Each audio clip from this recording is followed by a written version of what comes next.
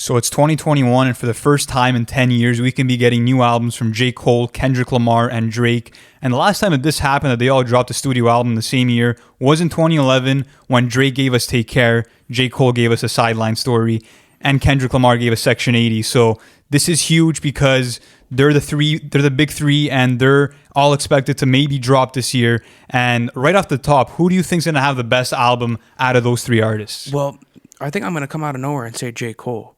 I do think so. And I think it's like maybe it'll be the off season and maybe we'll get the fall off in the same year. But hearing what he was doing on Lewis Street and that, that pack and what was going on there, it was a completely different type of J. Cole than I've ever heard.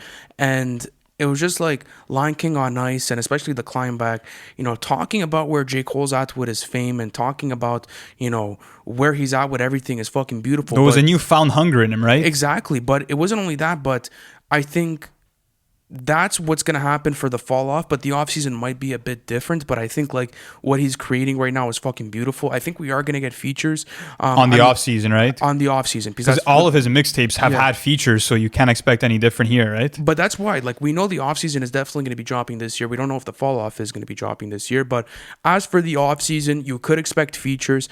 I mean, someone like Baz has to be on this thing because, we saw him post a picture on Instagram, today at the time that we're recording this, and he's in the studio with them making music. I mean, we've seen Drizzy and J. Cole link up. We've seen what J. Cole could do with his camp in the Dreamville session. So that's my only thing is like, where is he going to go with these features? And if you had to maybe see, a couple of different people on this, who would you want to see? I definitely want to see him collab with Cordae. I mean, a lot of people are comparing the two of them, and I feel like they kind of had that heart-to-heart after the 1985 track dropped, and Cordae gave his response, so they can both spit some knowledge on a track. Apart from that, I mean, just some really skilled lyricists, because I want J. Cole to really get in his lyrical bag and show people that he's truly one of the best rappers, because a lot of people don't give him the respect that he deserves and say that he's had corny bars and that his discography is not up to par. But I mean, this is time for J. Cole to prove all of his doubters wrong.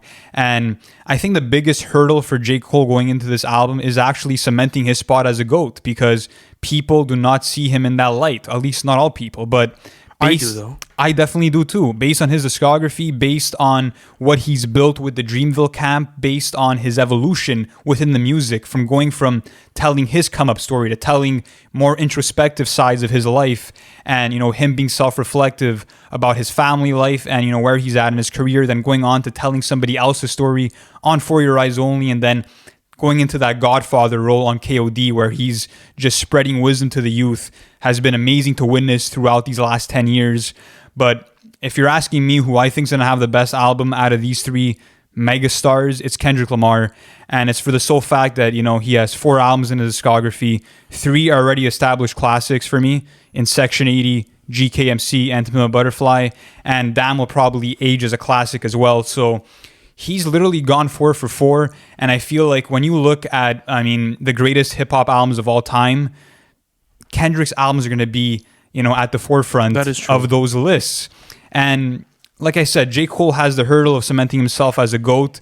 Kendrick has the hurdle of living up to the pressure that he's put on himself by having such an amazing discography. Yeah, but that's what I was going to say, is that it's a different type of vibe for Kendrick too, because if we look at where everyone's at in their discography, it's like, okay, J. Cole has something to prove because people were clowning him on KOD, and we know that, he felt that. And then if you look at Kendrick, he hasn't dropped in so long, and he has the burden of, not dropping in 4 years, and everyone's like super, famished for his sort of music. And then you get Drake, who gets into the conversation. It's kind of like, okay, he's dropped so much in the past, where could he really go? So that's what's cool about this, is that all 3 of them are at a really big crossroad in their career, and it's kind of like this could end up in any place, because this could either end up really bad or, really, really, really, really solid for them. So I think with a situation like Kendrick, I do agree with you. He's going to put up quality nonetheless. I just think like, I don't think it's going to be up to par with what he was putting out back then. He's saying he's trying to execute a new sound. It might be some rock influences, but overall I feel like it will be a spiritual album. And for me, the next best place for Kendrick to go is into somebody else's shoes, like he's done on songs like How Much a Dollar Cost, Yeah, and we spoke or about Sing that. About Me, I'm Dying of Thirst. I want him to tap into an alter ego maybe and, you know, say a whole album from somebody else's perspective instead of just one song where he's doing that. Even what he did on Mona Lisa was crazy.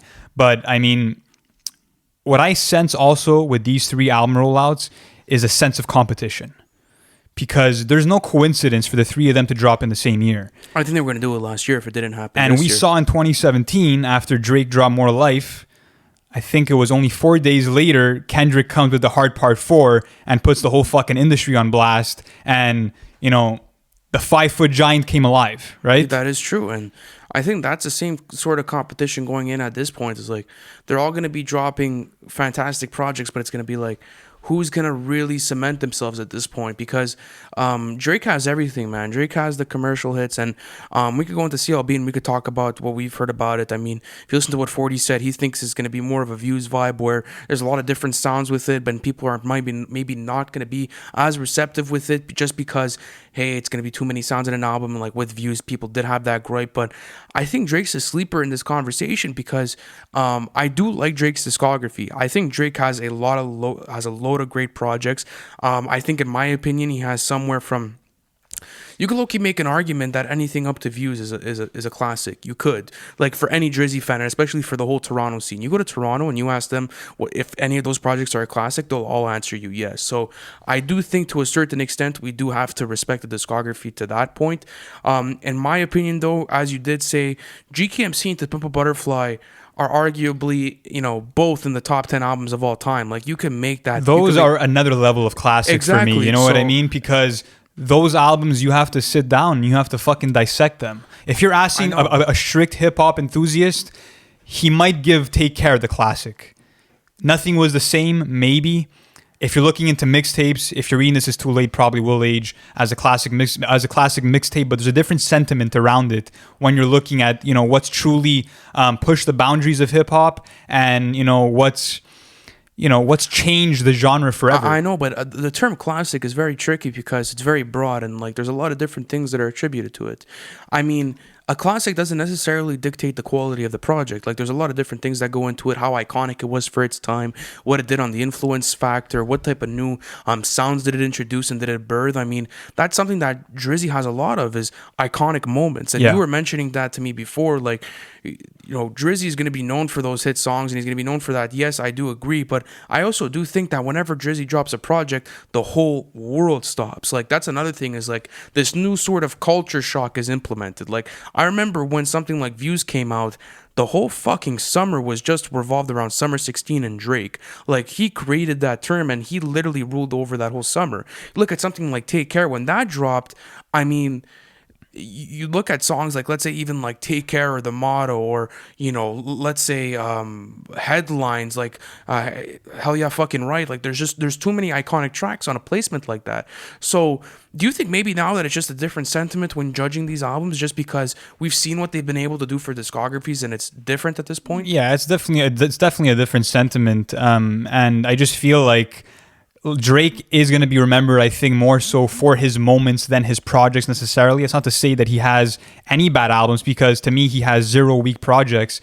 It just doesn't exist. And, you know, Drake actually on his Rap Radar interview said that, you know, it's been amazing, you know, to have a run where he's competing with guys like J.Cole and Kendrick, and that, you know, jumping into the new decade, into the 2020s, he said himself that it's going to be interesting to see, you know, which one of them, or 2 or 3 of them, will be able to transcend into a new era. And if there's someone that could do that, it is Drake, because the man's a chameleon and he can adapt to any climate. And you know what I mean? We've seen him tap into his drill bag. We've seen him tap into, you know, his R&B and more melodic singing. We've seen him tap into ATL trap. This man can literally, you know, go wherever direction he wants to go. But where I want to see him go with CLB is more of that, you know, motivational hip hop that you would get on songs like Headlines or 9 a.m. in Dallas, where, you know, this man is a mogul. He sold almost 200 million records worldwide, and I want to hear from him, and I want him to give me, you know, that $1 billion advice like a Hove would give me. Absolutely, and I think that's going to be the difference with all of them is it's going to be different sentiments. Like I think Kendrick's is going to be super experimental because he's taking so much time off of the music. J. Cole's going to deliver us something that's going to be on a different level because I feel as if out of everyone, he's at the peak of his career. He is. He's probably just hit his prime right now, right? That's it. Like I think J. Cole has literally just hit his prime, and that's crazy to say because he's delivered us classics before, and we thought maybe he was at his prime with For Your Eyes Only or even 2014 For He Still Drives. But based on I'll be honest, it was after the 2018 feature run where I'm like, oh fuck, like Cole is on a different level. That's what did it for me, and obviously on the Lewis Street, he blew my mind as well. But yeah, and we had spoken about how special KOD was as an album and like what he was able to do there. So, and he even admitted that like that wasn't him at his most confident. So, who fucking knows what they're gonna drop? But that's why I do think if I had to put a number to it, if I had to put a bet on 365, I would say J. Cole is gonna drop the best album. And I'm a Kendrick fan, by the way. I'm a massive fucking Kendrick fan. I'm gonna say Kendrick Lamar. Okay. And it's gonna be. But you see, like I feel as if that's the sure bet. It is the sure bet. It is Look, the sure bet. I'm not taking any risks here. I know. I do feel though like it is between Cole and Kendrick. It's no disrespect to Drake at all, but I just feel like with the recent singles, they're not sticking the way that I would like them to, and he doesn't maybe sound as inspired as I'd liked him to be. But regardless, I mean, I can't wait for the climate of hip hop when the three of them drop, probably in the same time span. And, we're going to be covering all their albums, because reviewing these albums is going to be beautiful, man. Thank you guys for watching the whole video. Hit that subscribe button to join the family. We're doing weekly reviews. We're giving you guys all the updates in the industry. Plus, we have our series called What to Expect, where we actually take you through the album before it drops. Plus, if you guys want to chat with us, you guys could join our Discord server. The link is in the bio. You guys could talk hip hop with us there. Thank you guys for watching again. And guys, I'll see you on the next one.